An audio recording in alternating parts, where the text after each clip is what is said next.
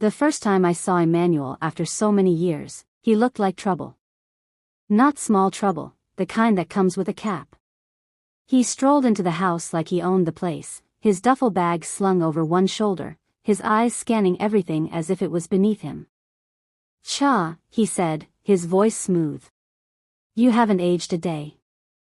I smiled politely, ignoring the flutter in my chest. "Welcome back, Emma." He smacked his lips. "You sound like one of those immigration officers." I laughed lightly, more out of discomfort than humor.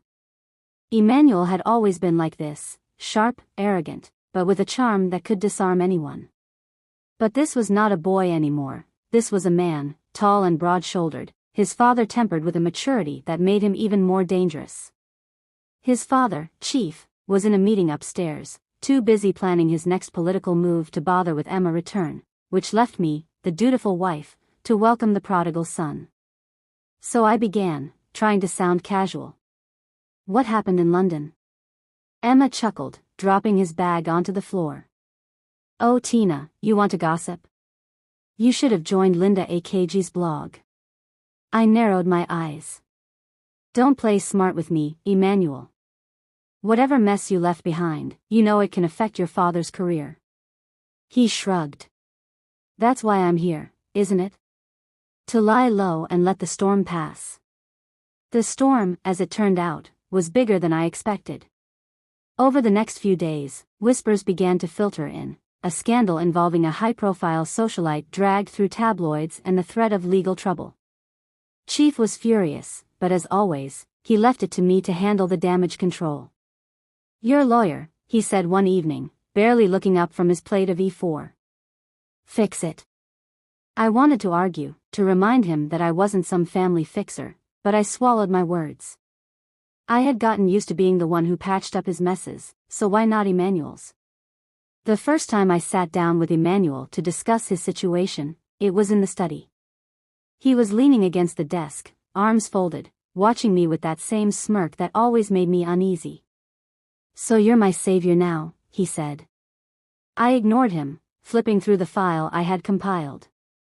"This isn't a joke, Emmanuel. You're lucky the girl hasn't pressed charges." He leaned closer, his cologne filling the space between us. "What if I told you she wants me? She likes me too much." I raised an eyebrow. "And what about her husband? You think he likes you, too?"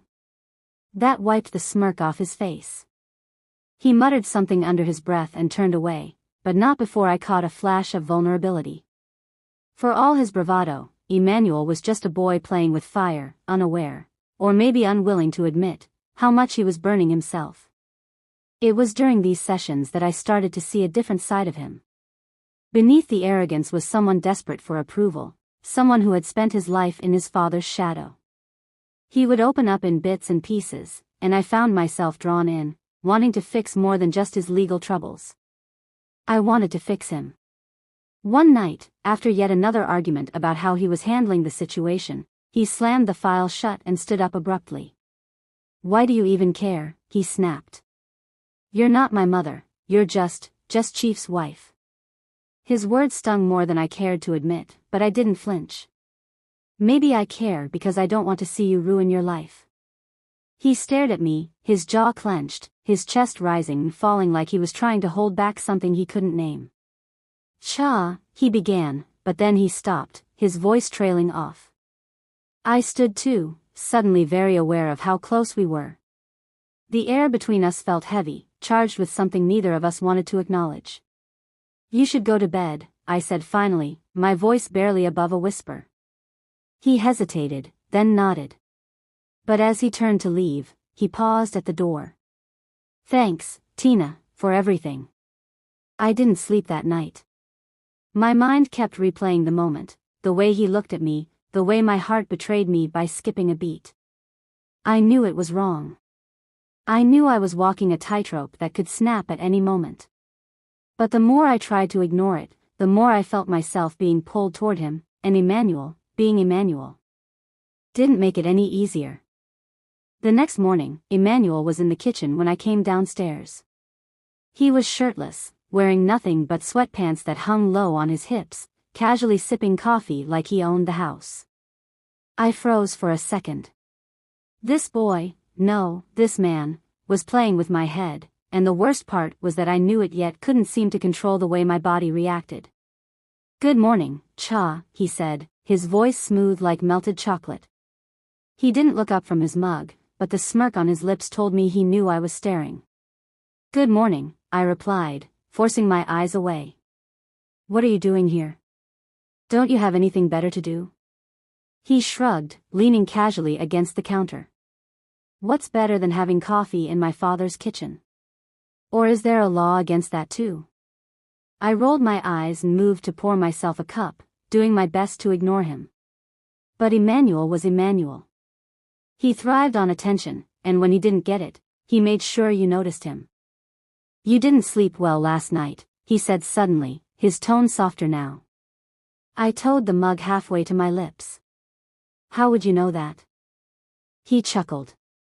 "I heard you pacing. Your room is just above mine, remember?" I frowned. I had been restless, tossing and turning, unable to shake the memory of our conversation the night before. But the last thing I needed was for him to know that he was the reason. "I'm fine," I said briskly, taking a sip of my coffee. "You should focus on fixing your life instead of paying attention to mine." He said with a laugh, raising his mug in a salute, "but maybe my life isn't the only one that needs fixing." I whipped around to face him, my annoyance flaring. "What's that supposed to mean?" He shrugged again, his smirk fading into something more serious. "It means you don't seem happy, T. You're always so tense, like you're carrying the weight of the whole world on your shoulders." His words hit too close to home, and I hated that he could see through me so easily. "You don't know anything about me, Emmanuel." "Maybe not," he said, setting his mug down and taking a step closer. "But I see you, and sometimes that's enough." The air between us shifted again, just like it had in the study. I felt my breath hitch as he moved even closer, his eyes locked on mine. For a moment, I forgot where we were, forgot who I was, forgot who he was. But then the sound of the front door opening snapped me out of it. I stepped back quickly, my heart racing. "Emma, of course," I called out, grateful for the interruption. Chief's voice boomed from the living room. "Where are you?" "I'm coming," I called, turning to leave. But Emmanuel grabbed my wrist gently, stopping me. His touch was warm, sending a shiver up my arm. "Cha," he said softly, his voice barely above a whisper, whatever this is, it's not just in my head, is it?" I pulled my hand away, my heart pounding. "Don't," I said firmly, refusing to look at him. "Don't start something you can't finish." And with that, I walked away, praying that I had enough strength to keep walking. But deep down, I knew the truth. The line between us was already too blurred, and the more I tried to draw it, the more it seemed to disappear. The days that followed were an emotional storm I couldn't escape. I avoided Emmanuel as much as I could, throwing myself into work, attending late-night meetings, and making sure I was out of the house as often as possible. But avoidance wasn't enough. Every time I saw him, the pull between us grew stronger. And he didn't make it easy. He was always there, sitting in the living room when I got home, casually leaning against the staircase as if waiting for me, or appearing in the kitchen with that cocky smile that made my resolve falter. One evening, after a particularly long day, I came home to find Emmanuel in the garden, sitting on the swing bench with a bottle of wine. He looked up when he saw me and raised the bottle in greeting. "Rough day?" he asked, his voice softer than usual. I hesitated, torn between walking away and joining him. Against my better judgment, I walked over and sat down. The evening air was cool, and the garden was quiet, except for the occasional chirp of crickets. He poured me a glass without asking and handed it to me. I took it, more for something to hold than anything else. "Why do you keep doing this?" I asked finally, breaking the silence. "Doing what?" he said, leaning back and watching me with those piercing eyes. "This," I said, gesturing between us, making things complicated. He chuckled, but it was a bitter sound. I think things were already complicated before I showed up. I rubbed my temples. Emmanuel, you're young. You move on from this. You leave this house and you forget all about me. Do you really believe that? He asked, his voice low, almost a whisper. Because I don't. I turned to him, my heart heavy. It doesn't matter what I believe. What matters is what's right. And this isn't right. He stood at me for a long moment, his jaw tightening, then he stood up abruptly, pacing a few steps before turning back to face me. You think I don't know that? He said, his voice raw. You think I don't lie awake at night telling myself to stay away from you? But I can't, Tina. I've tried, and I can't. Tears pricked my eyes, but I refused to let them fall. Emmanuel, please. This has to stop.